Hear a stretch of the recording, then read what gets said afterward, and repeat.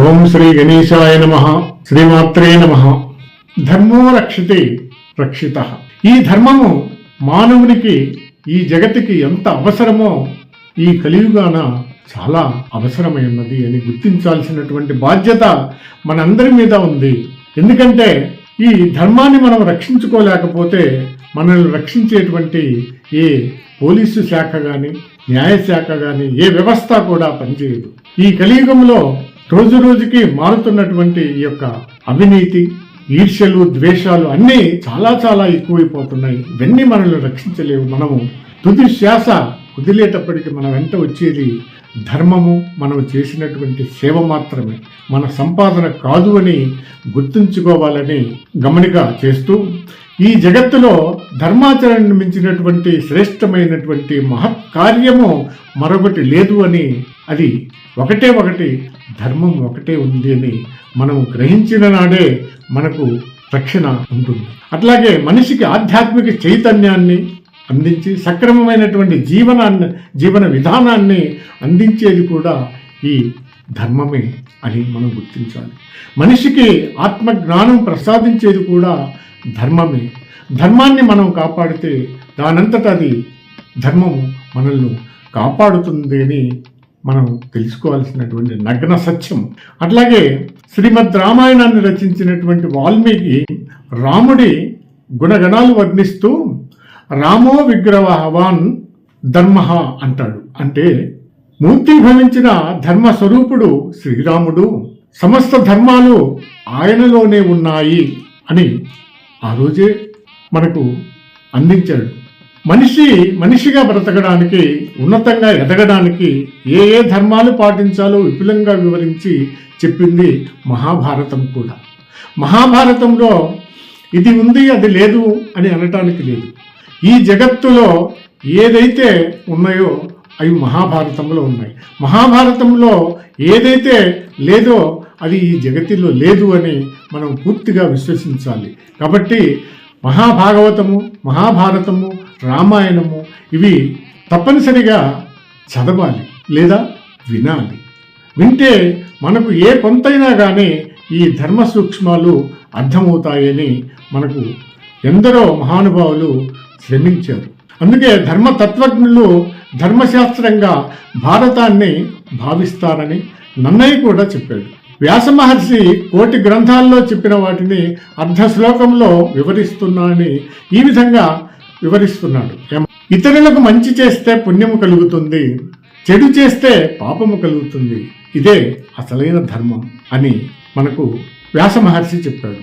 ధర్మాచరణమే పరమధర్మమని, సచ్చీలమే తపస్సని, సచ్చరిత్రమే పరమ జ్ఞానమని బోధిస్తారు మహాత్ములు. బ్రహ్మచారి అయిన శ్రవణ కుమారుడు కూడా సంధ్యావందనాది విహిత కర్మలు చేస్తూ, వృద్ధులు అంధులు అయినటువంటి తల్లిదండ్రుల సేవ చేస్తూ ఆత్మశక్తిని పెంపొందించుకున్నాడు ఆనాడు శ్రవణ కుమారుడు.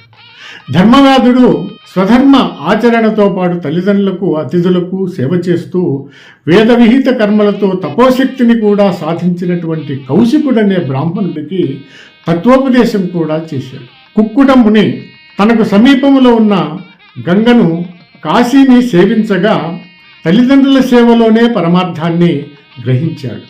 అందుకే మనిషి తాను చేసే ప్రతి పనిని పరమాత్మ పూజగా భావించాలి. అంటే ఏదో ఎవరో చెప్తున్నారు అని బలవంతాన చేసేటువంటిది అది పరమార్థాన్ని మనకు ఆ దారి తీయదు. ధర్మాచరణతో పాటు అందరిలోనూ ఉండాలి, అందరితో పాటు మనము తోడ్పాటుగా ఉండాలి. భోగాలను విడిచి త్యాగ గణం పెంచుకోమంటుంది ధర్మం.